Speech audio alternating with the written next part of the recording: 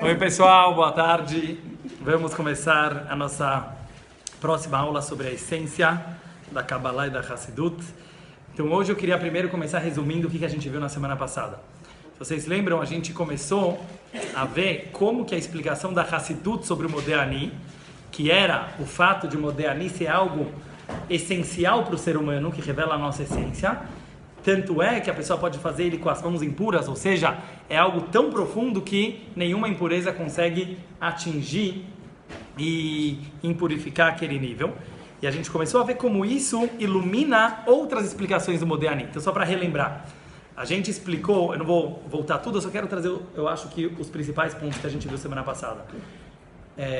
Pelo Pshat, que é o literal, que nós agradecemos a Hashem pela nossa vida, a gente explicou que pela Hassidut não é agradecer a Hashem simplesmente por estar vivo, porque isso poderia ser uma planta também, poderia ser um animal também, mas quando um ser humano agradece Nishmati, ele fala, Deus, obrigado por ter devolvido a minha alma, a ênfase é a minha alma, uma alma de ser humano.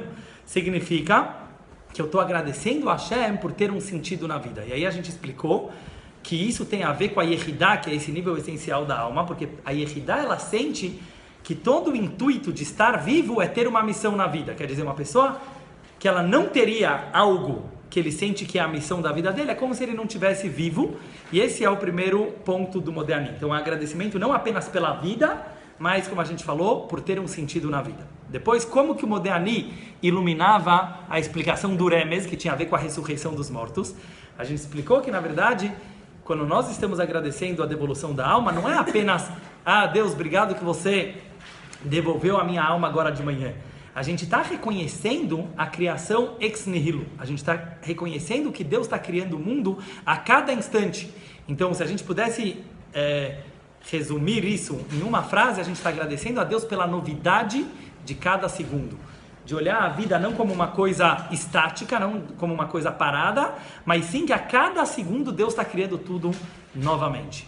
E o ponto número 3 que a gente viu, que era a explicação do Drash, que tinha a ver com o fato que Deus devolve a nossa alma, apesar de nós sermos devedores dele. E aí a gente questionou que pela lógica não teria nenhum problema de fazer isso. Lembra que a gente falou que aparentemente se alguém me deve dinheiro, e eu estou com o objeto dele, eu posso segurar o objeto dele e falar, eu não vou te devolver enquanto você não me pagar. Qual é a razão que a gente não pode fazer isso pelo judaísmo? Porque nós acreditamos que as mitzvot, elas não são apenas um meio para nós conseguirmos alguma coisa. Elas têm uma finalidade nela mesma. Ou seja, cada mitzvah, ela não é apenas um meio de fazer o mundo melhor, um meio de fazer um ser humano melhor. A gente falou, não. Cada coisa... Boa tarde a todas. Em primeiro lugar, vamos fazer um resumo da aula da semana passada. Foi muito intensa, como sempre. E eu queria lembrar a vocês que a gente viu a explicação de Hassidut, como que ela ilumina as outras 3. A gente queria ver as 4, a gente viu 3 na semana passada. Vou colocar para rodar um pouquinho, se tiver frio para vocês me falam, porque senão tá vindo muito vento direto. Não, não tem jeito, o mais alto é isso, na verdade. Quer ver? Tá vendo? Vocês acham que dá? Parou aqui. Essa é a intenção do Modeh, que na verdade parece só uma coisa homilética, como a gente falou, quer dizer, uma lei no Shulchan Aruch, tem tudo a ver com o Modeh. O que a gente está falando aqui para Hashem? Hashem, através do Modeh, eu estou entendendo a essência das mitzvot. Assim como você está me devolvendo a minha alma, apesar de eu ser devedor, quer dizer, você não está misturando as bolas para você. Cada mitzvah é uma mitzvah nela mesma, ou seja, eu tenho meu business com você, eu tenho minhas obrigações com você, mas isso que você me devolve a alma todo dia de manhã é uma coisa essencial. Essa visão me leva a enxergar o dia inteiro como um fim nele mesmo. Boa tarde a todas. Vamos agora resumir um pouquinho a última aula e depois a gente vai começar a ler o capítulo de hoje. A gente viu da última vez, não vou resumir tudo desde o começo, mas eu vou falar o que a gente viu da última vez.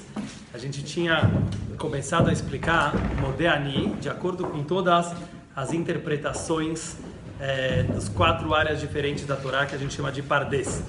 Então, resumidamente, a gente viu que pelo Pshat, qual que é a explicação do Modeh pelo Pshat? Agradeço a Deus por ter devolvido uma parte da minha alma, que é aquela parte que uns 60 avos que sai quando a pessoa está dormindo. Então, literalmente, agradecer a Hashem por ter acordado de manhã. Como abrahá com o nome de Hashem, nós fazemos o Elokai Neshama só depois do Netilat Yadayim, então tem que demorar um pouco. Para você poder agradecer a Hashem logo quando você acorda, os sábios inventaram o Modéani. Depois a gente viu a explicação do Remes, da alusão, que é uma alusão à ressurreição dos mortos. Quer dizer, na verdade, quando eu estou agradecendo a Hashem pela minha alma de manhã, eu não estou agradecendo só agora, eu estou falando a Hashem, da mesma forma que você me devolve a alma todas as manhãs, eu acredito com fé completa que vai haver um dia que todos os mortos vão voltar a viver, mesmo que a alma inteira dele saiu, ela vai poder voltar. Depois a gente viu a explicação do Drash, que é a explicação homilética, que é aquela mais intelectual, na qual nós explicamos que é como se fosse um business com Hashem, certo? Que a gente fala, Hashem, você pega a nossa alma toda noite, e mesmo que nós somos devedores, a gente deve para você, por a gente não estar talvez fazendo 100% a nossa missão, você não mistura as dívidas, você devolve para a gente a nossa alma de manhã. E daqui se aprende uma halachá no judaísmo, que uma pessoa que tem dívida com uma outra pessoa, mesmo que o outro possui um objeto teu, ele é obrigado a te devolver aquele objeto. Ele não pode falar, vou ficar com o teu objeto no lugar da dívida daquele dinheiro que você está me devendo.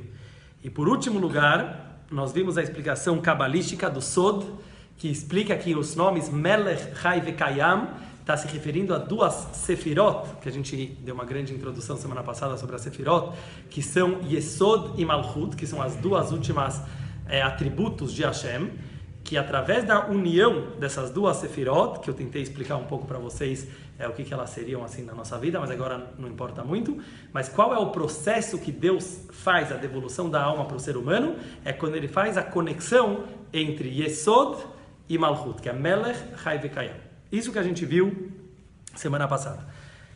Depois a gente trouxe a quinta e última explicação, que é a explicação da Hassidut, que é a Yehidah.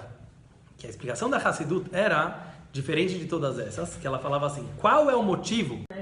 Por quê? Porque qualquer brachá que você não consegue por algum motivo fazer antes do proveito, você tem que fazer logo depois que você teve aquele proveito. Tudo isso alahicamente, né? A gente está vendo a parte técnica do Modéani, apesar que a gente deu uma viajada no meio, até aqui a gente deu uma viajada, até no chato. Então logo que a pessoa ela desperta. Aí ele continua assim, e já que a brachá de Elokai Neshama, ela tem o nome de Hashem, então você não pode fazer ela agora antes do Netilat Yadayim. Por isso, nós devemos agradecer a devolução da alma logo ao acordar, falando pelo menos o Modéani, que seria um resuminho do Elokai Neshama, certo? Que é uma reza mais curta. Mesmo assim, diz o Rebbe aqui no parênteses, a pessoa tem que fazer depois a brachá de Elokai Neshama, porque fora o fato que no Elokai Neshama tem vários detalhes que a gente fala sobre essa devolução da alma, você fala até o processo da descida da alma, até chegar no corpo, tem outros detalhes que você menciona nessa reza.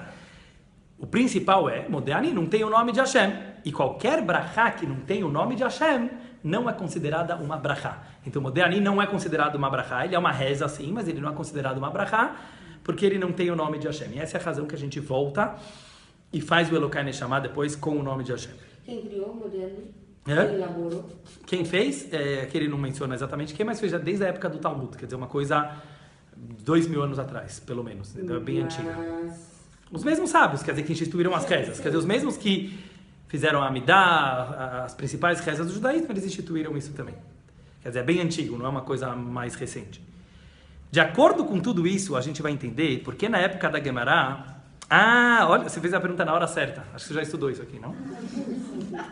Você viu? Você me pegou. Até eu tinha esquecido isso.